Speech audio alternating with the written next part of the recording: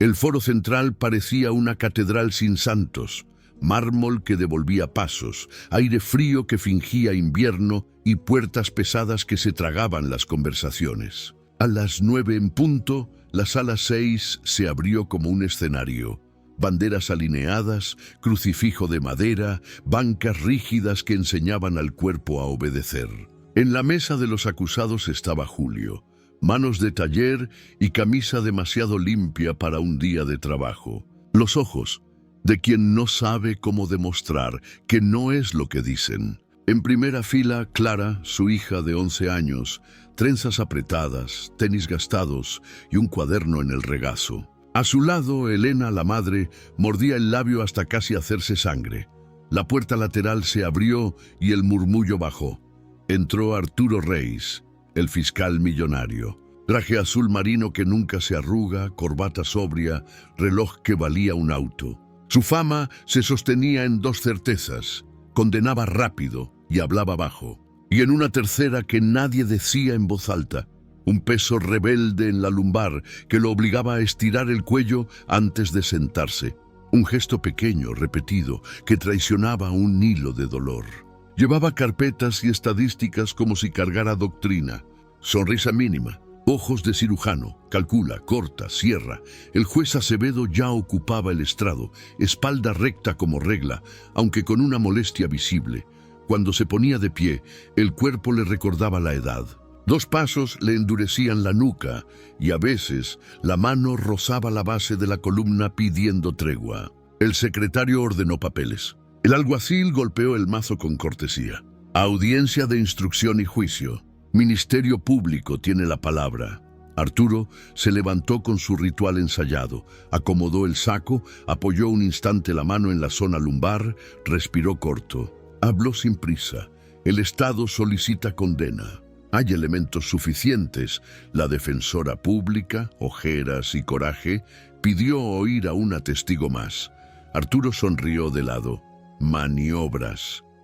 El juez vaciló. El cronograma adoraba la puntualidad. Y en esa vacilación, Clara se puso de pie como quien sabe que si no es ahora, no será. La banca gimió. 2 guardias erguieron la espalda. La niña cruzó el pasillo central con pasos de campo abierto. No pidió permiso al protocolo. Lo pidió a lo que importa. Se detuvo frente a la mesa del Ministerio Público, miró a Arturo y dijo, con voz limpia, que no necesitaba gritar: «No condene a mi papá». Y yo enderezo su espalda. El aire se encogió. Hubo una risita tímida en alguna fila que murió de vergüenza. Arturo alzó una ceja. ¿Afrenta o teatro? «Niña, aquí no se juega», dijo con cortesía de filo. El juez carraspeó. ¿Quién es la responsable de la menor? Elena levantó la mano desarmada. «Perdón, señoría, ella...» «Y solo quiere hablar». Arturo tomó el micrófono. «La fiscalía no negocia con supersticiones, negocia con hechos». La niña no parpadeó. Siente puntadas al sentarse y al levantarse. Duerme con doble almohada para engañar a la lumbar. Su fisioterapeuta le dijo: «Menos carrera, pero usted corre para ganarle a la cabeza. Y ese peso aquí», se tocó la cresta ilíaca, «lo visita cuando está por decidir. Hoy le va a pedir prisa». Acevedo ajustó las gafas, intrigado pese al cargo. Arturo tardó un segundo en responder. La espalda picó por dentro. «¿Quién te enseñó esas frases?», ironizó. «La vida», dijo Clara, y dirigiéndose al juez: «Señoría, solo quiero mostrar algo. No tardo un minuto. El tribunal está hecho de paredes, sí, pero a veces cabe dentro un susurro que decide quedarse». El juez asintió contra la etiqueta a favor del instinto. 30 segundos. Clara giró hacia Arturo. No lo tocó a él. Tocó el respaldo de su silla, 2 dedos, livianos, como pidiendo permiso a la madera. Cerró los ojos, respiró hondo y habló bajo, solo para él. «Respire por la costilla izquierda, no por la frente. Ahora suelte lento, como quien apaga una vela sin apagar la noche». Arturo casi rió. Casi, porque en el instante exacto en que obedeció por puro reflejo, una franja de aire entró por donde nunca entraba. El dolor no desapareció, se movió. Un diente de sierra aflojó medio centímetro. Acomodó la barbilla para disimular. Sugestión. murmuró hacia adentro. Pero el cuerpo, traidor honesto, se reorganizó 1 milímetro, y 1 milímetro puede volverse carretera si uno se queda. Ahora siéntese sobre los isquiones, no sobre el orgullo, susurró Clara aún con los dedos en el respaldo. No empuje la lumbar hacia adelante. Deje caer el peso en lo que es de hueso en usted, no en lo que es de vanidad, una tos al fondo. El juez se inclinó, curioso.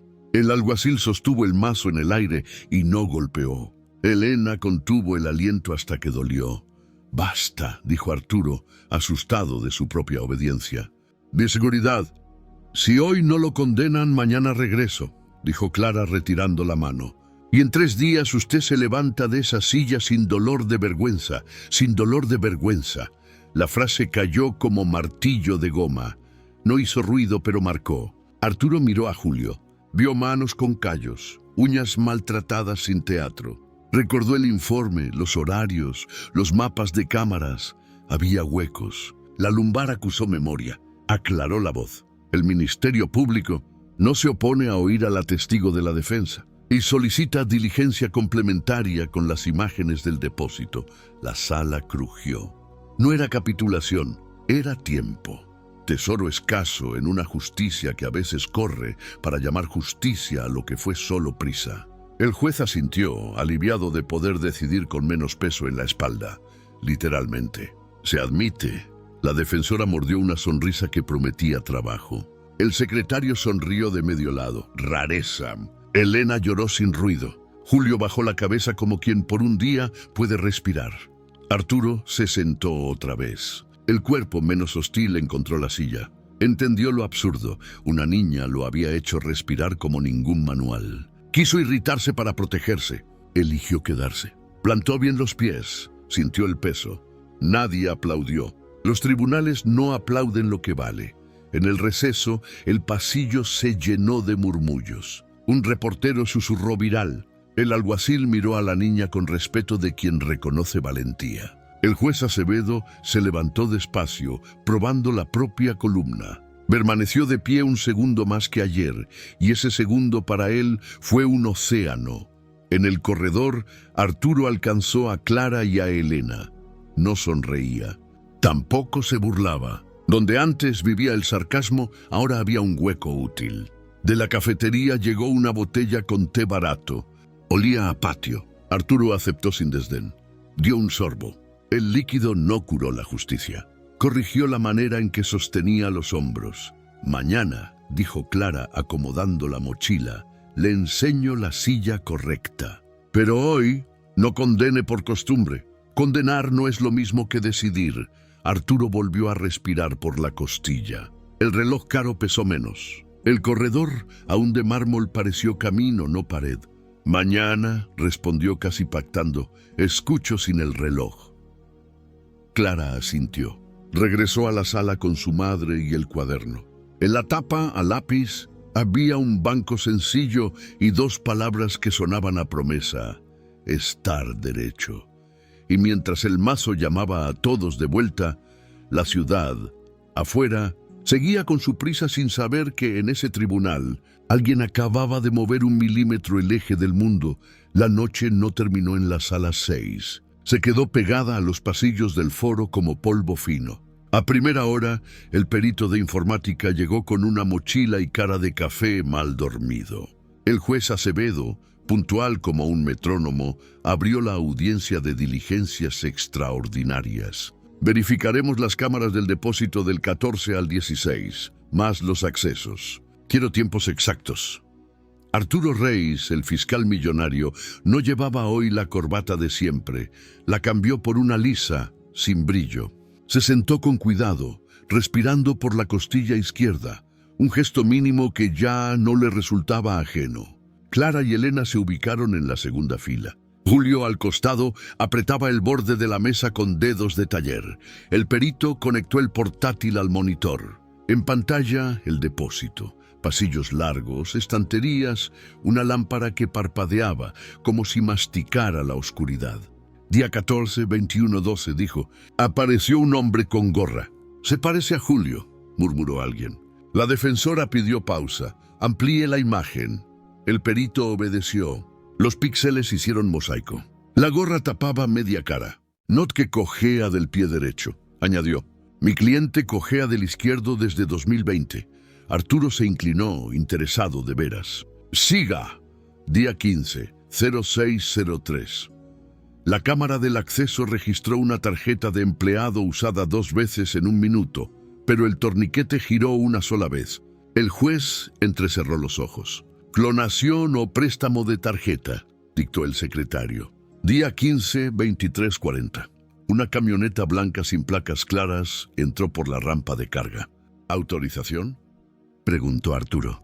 No hay registro. La defensora cruzó una mirada con Julio. El aire cambió de sabor. El alguacil dejó la puerta entreabierta y por allí entró un olor a lluvia. Clara se levantó un poco para ver mejor. No habló. Acevedo pidió el ángulo de la cámara de atrás. Día 16, 0008. 2 sombras cruzaron cargando cajas pequeñas. ¡Detenga ahí! El perito congeló el cuadro. La mano de una de las sombras mostró un tatuaje mínimo, un triángulo en la base del pulgar. Julio, sorprendido, mostró sus palmas, piel limpia, cicatrices viejas de cortes, ningún triángulo. Arturo respiró hondo. El dolor de la lumbar amagó con volver. No entró. Se quedó en la puerta. Ministerio Público solicita identificación de personal con tatuaje triangular en el pulgar, dijo Arturo, por primera vez sonando menos a fórmula y más a dirección. Y oficia a la empresa de seguridad por la doble lectura de tarjeta. La defensora pidió otra cosa. Compare, por favor, la altura de esa sombra con la estantería A7. Mi cliente mide 1,65. Esa sombra pasa del 1,75. El perito midió con una regla digital, un 78 aproximado. Acevedo asintió. El expediente, que amaneció pesado, empezaba a aclararse. Hubo un receso. En el pasillo, Arturo se encontró con su propio reflejo en el vidrio y no se reconoció del todo. El gesto ya no era de prisa, era de atención. Clara apareció a su lado como quien llega sin ruido. No tocó su cuerpo. Apoyó la mano en el respaldo de la silla del pasillo, a la altura de su hombro, y dijo: «Hoy no necesita show, solo quédese. Y cuando vuelvan, siéntese sobre los isquiones, no sobre la ansiedad». Arturo soltó una mínima risa de incredulidad afectuosa. «¿Siempre hablas así?» «Solo cuando sirve», respondió ella seria. Volvieron. El perito cambió de carpeta. Acceso del personal de vigilancia. Día 15. 2 apellidos repetidos surgieron en pantalla, intercalados como fichas de dominó. Benítez y Benítez. Mismo nombre, diferentes números. Contrato de hermanos o algo peor. El juez pidió sus legajos. El alguacil salió con zancada discreta. «Señor Rice», dijo la defensora, «¿mantiene su solicitud de condena?» Arturo sostuvo la mirada. «La fiscalía por ahora ajusta su pedido. Medidas cautelares menores y continuidad de diligencias». El murmullo de la sala no fue de escándalo, fue de alivio simple. A veces la justicia se parece a darle tiempo al reloj sin romperlo.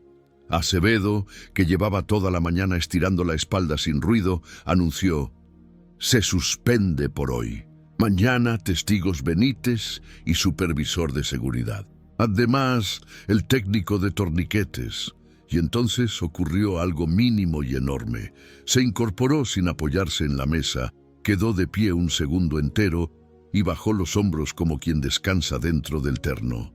El alguacil lo notó. No dijo nada. Guardó el dato en la memoria de las cosas buenas. A la salida, un periodista se acercó a Arturo con el micrófono preparado para un titular hambriento. «Fiscal millonario cede ante...». Arturo levantó una mano, no para ordenar, para pedir silencio. «No ceda el verbo», dijo. «Investigue. Hoy vimos huecos en la prueba. No es derrota, es método». El periodista, desarmado por una respuesta sin espectáculo, bajó el micrófono 1 centímetro. Elena, a media distancia, exhaló. Al mediodía, ya fuera del foro, la lluvia se volvió llovizna. Elena invitó a Clara y a Arturo a un café de esquina. Las sillas eran de metal. El mostrador lucía un pastel casero torcido y había una tetera de aluminio soltando vapor. «No puedo aceptar», empezó Arturo. «No es regalo», lo cortó Elena, «es calor». Clara empujó una taza hacia él. Olía a anís y a patio. Arturo bebió sin prisa, como si aprendiera a no huir de las cosas pequeñas. «Mañana», dijo Clara, «cuando llamen a Benítez, respire antes de preguntar. Y mire las manos. Si lleva guantes demasiado grandes, esconde callos nuevos. Si no, el triángulo habla solo». Arturo arqueó apenas una ceja. «¿De dónde sacas eso?» «De Julio», dijo ella mirándolo como si fuera obvio. «Los callos cuentan días. Las cámaras mienten de lejos. Las manos no». De regreso a su despacho, Arturo abrió por fin el correo de la madrugada. Un informe de contabilidad de la empresa de seguridad. Los pagos duplicados, uno de ellos rubricado por un subgerente que le sonaba. El dolor de la espalda tocó la puerta. Arturo le dijo que pasara después. Llamó a su asistente.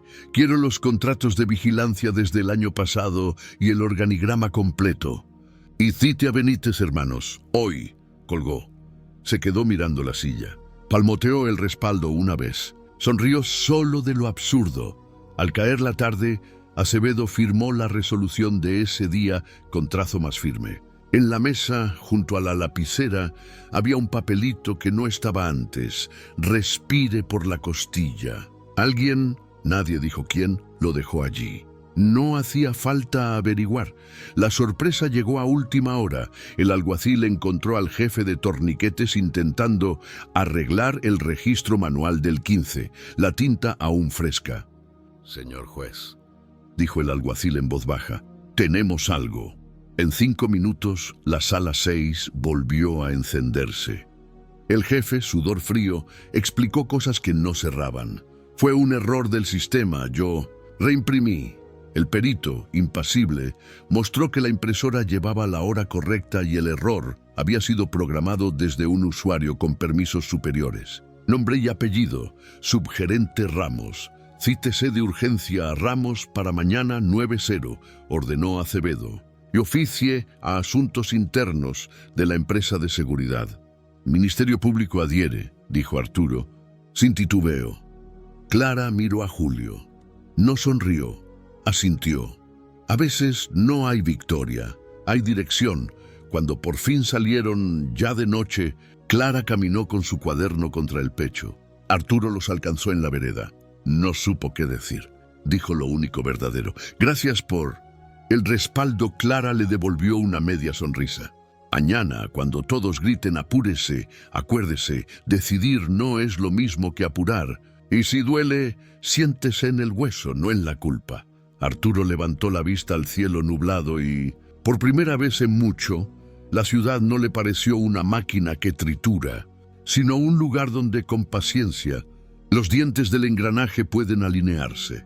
El juez Acevedo, camino al estacionamiento, probó algo que no hacía desde años. Subió un escalón sin apoyarse del barandal. Un solo escalón. Se quedó quieto arriba, como si el peldaño fuera una isla. Sonrió para adentro.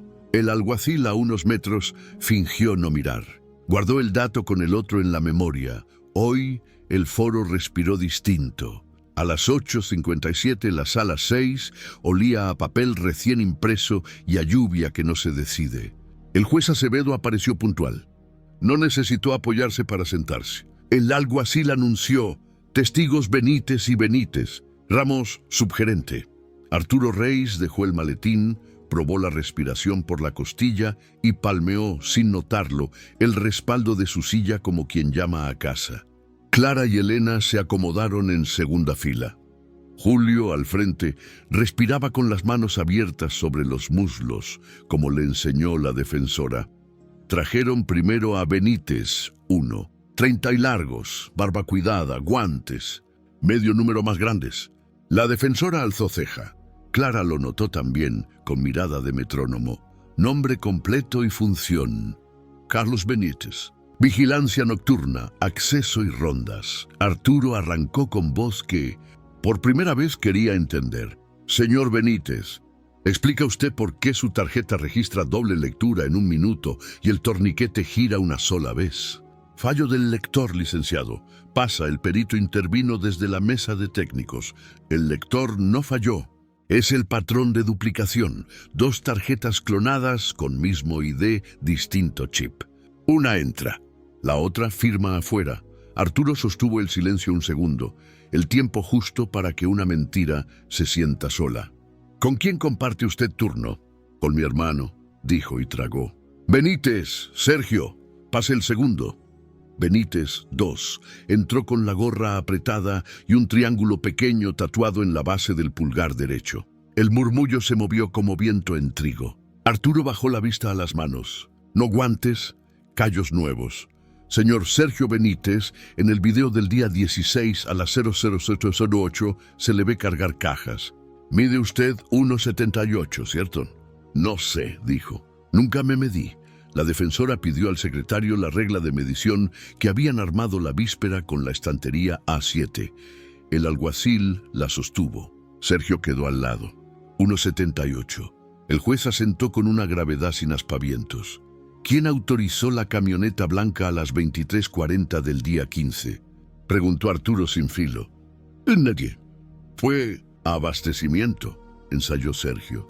Abastecimiento de cajas pequeñas sin guía, por rampa de carga y sin lectura de placa, repitió Arturo, sosteniendo el eco para que pesara. ¿Quién abrió la barrera? ¡Ramos!, dijo Sergio rendido como quien saca una espina.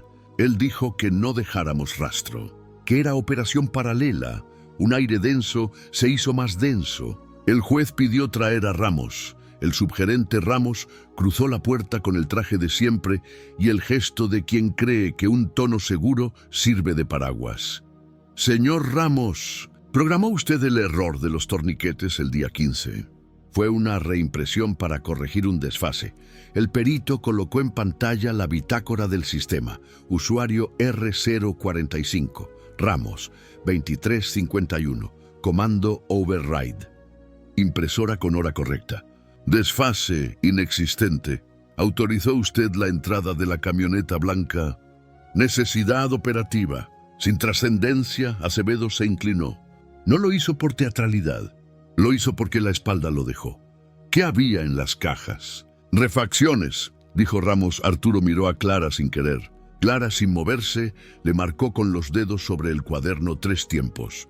Pregunta, silencio, repregunta. ¿Refacciones que caben en la palma y salen por puerta trasera? Preguntó Arturo y calló. Material sensible, rehizo Ramos. ¿Sensible o robado?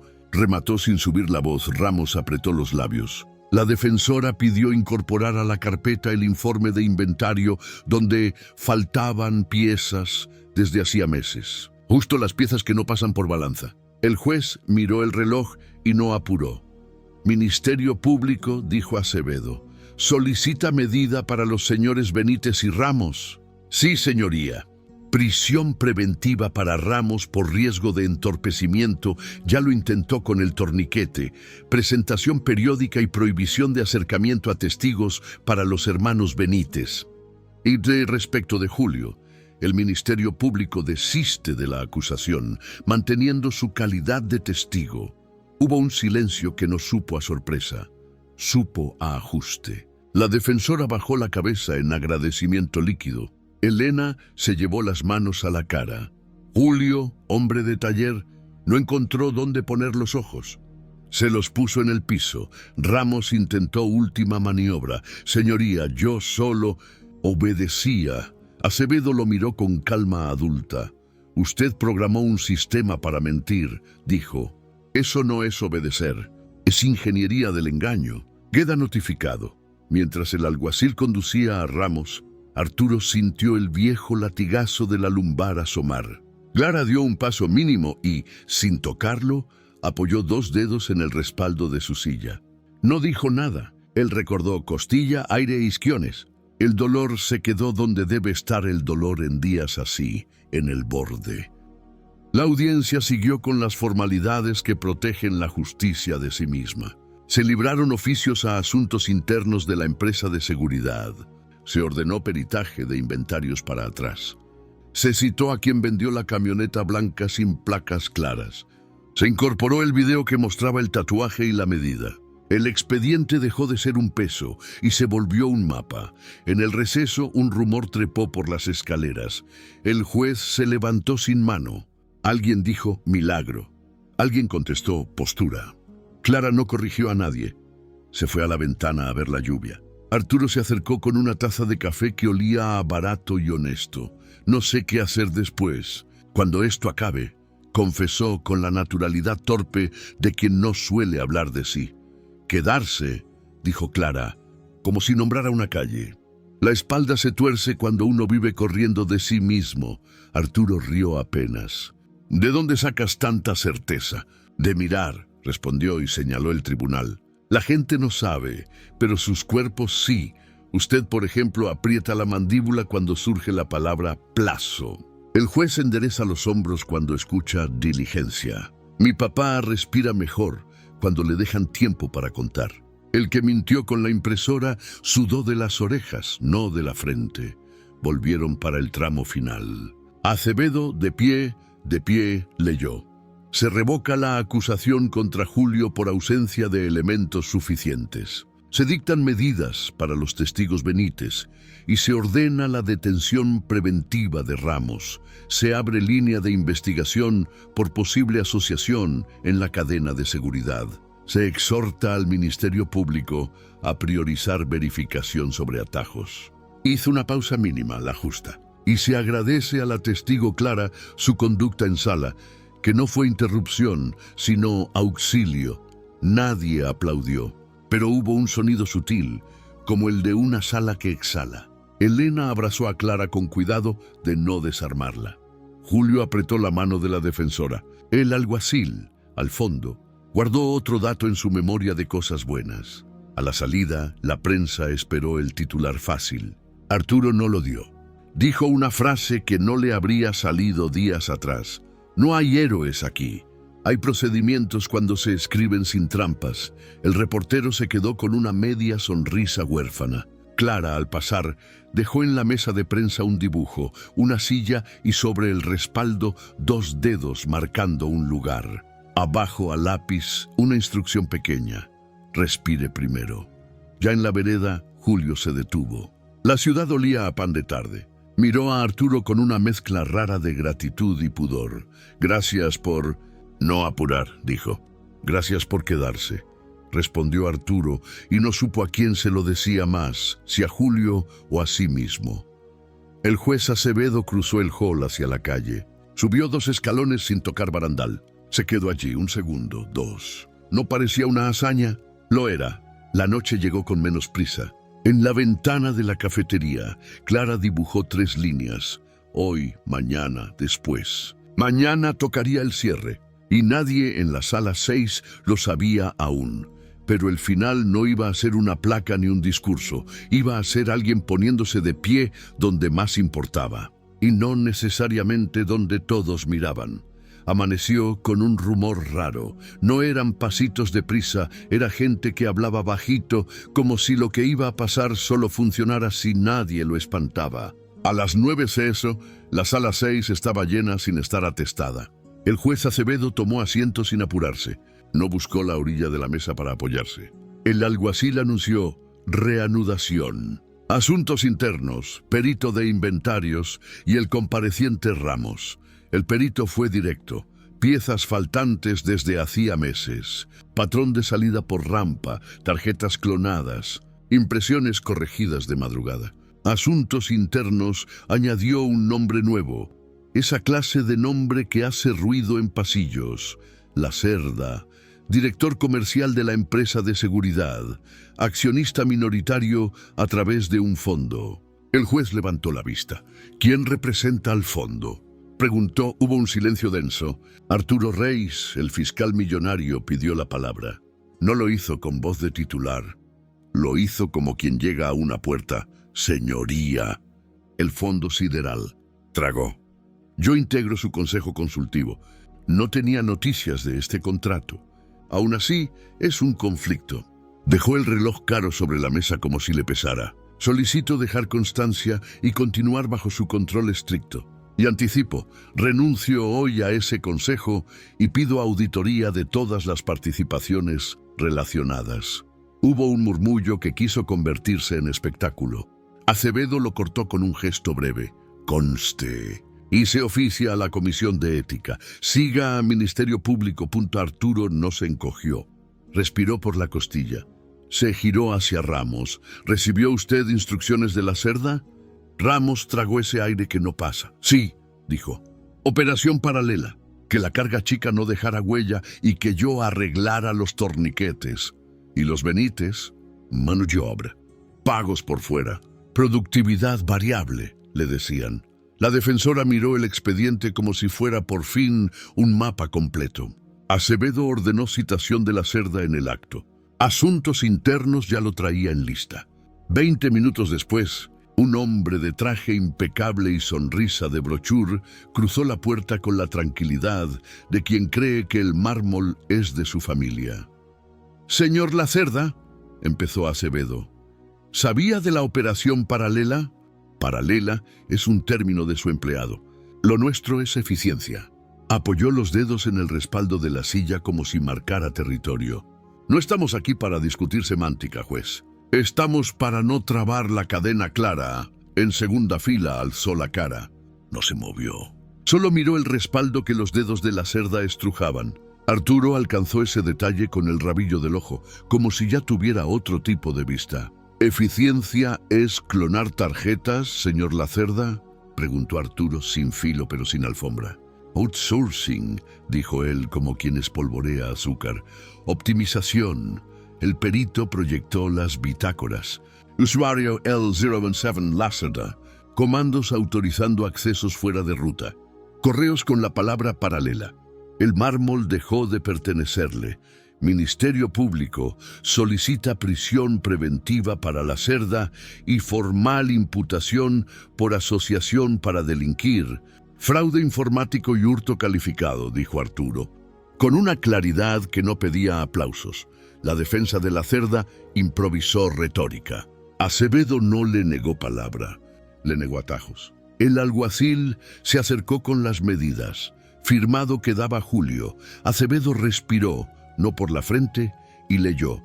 Se archiva definitivamente la causa contra Julio por inexistencia de prueba suficiente. Se oficia a la empresa para su reincorporación con salarios caídos. Hizo una pausa que supo a justicia.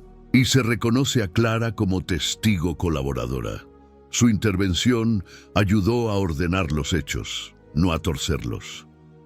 El silencio no aplaudió. Exhaló. Elena apoyó la frente en la cabeza de su hija. Julio miró sus manos de taller como si fueran, otra vez, herramientas aptas. El episodio sorpresivo no vino con esposas ni con gritos. Vino después, cuando el trámite quería convertir el día en un papel más. Acevedo pidió la palabra fuera del guión. Antes de cerrar, este tribunal hará algo que yo jamás hice en mis años de estrado. Borró la rigidez del gesto y miró al público. A partir de hoy, antes de toda sentencia que pueda quebrar una vida, este juzgado tomará 60 segundos de silencio. No para rezar, para respirar. Se anotará en acta como minuto Clara. Alguien se rió por nervio y se cayó solo. El alguacil bajó el mazo a la mesa con suavidad, como si supiera de qué estaba hecho ese minuto. Arturo cerró los ojos. Costilla, isquiones, suelo. El juez no se apoyó. Permaneció de pie. Nadie habló. En la pantalla, el reloj marcó un minuto que parecía más grande que un día. Terminó el silencio. Acevedo, todavía de pie, miró a Clara. Gracias por recordarnos que quedarse también es un verbo judicial. El titular que la prensa esperaba ya se había quedado viejo. Igual insistieron. En la puerta, micrófonos brotaron como hongos. Fiscal millonario rompe con su fondo. Juez crea protocolo inédito. Niña cura espaldas. Arturo recibió una pregunta que llevaba filo de trampa. ¿No teme que digan que se dejó manipular por una menor? Articuló despacio. Temo más manipular la realidad con prisa. Lo que hicimos aquí fue bajar el ruido y mirar. Si eso lo empieza una niña, mejor para nosotros. Clara, a su lado, no buscó cámara. Miró el hierro de la baranda. Puso 2 dedos sobre el respaldo de una silla de pasillo, el gesto que se volvió firma, y dijo solo para él: si un día le vuelve el dolor, no corra, apoye.